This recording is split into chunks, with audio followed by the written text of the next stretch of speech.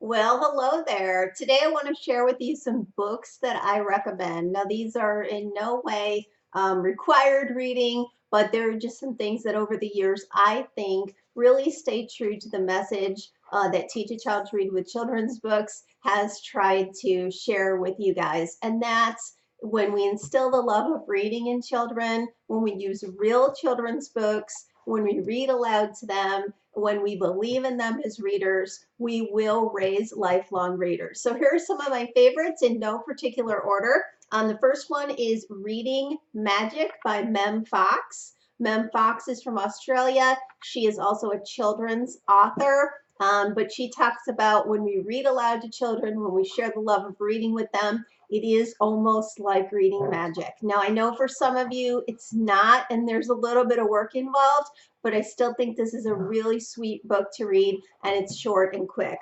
One of our favorites, of course, you've heard me talk about this, is the Read Aloud Handbook by Jim Trelease.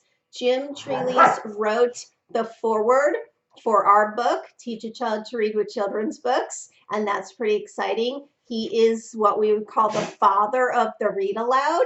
He's retired now, but he's got several editions of this book, and he has always encouraged parents to read aloud with their children at all ages, no matter what, and throughout their entire career as parents, as long as their children want them to. A modern one that some of you I know have read is the Read Aloud Family by Sarah Mackenzie. So some great tips in here. Again, with the same understanding, what we're doing is building that connection with our children and with books when we read aloud to them.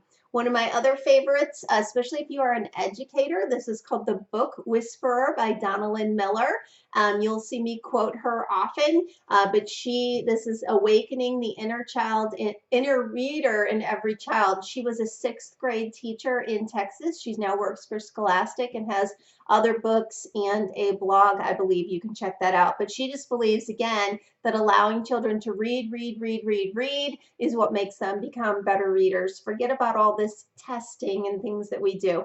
And the last one is Gladys Hunt, Honey for a Child's Heart. You'll find a lot of book suggestions in here. It is rather a faith-based book, so FYI on that. But she talks about how to build your child's library, how to build in the reading time at home, and lots of book lists and suggestions. So, which brings me to tomorrow, or the next video, is going to be talking about book lists. So stay tuned for that one. Thanks, everybody.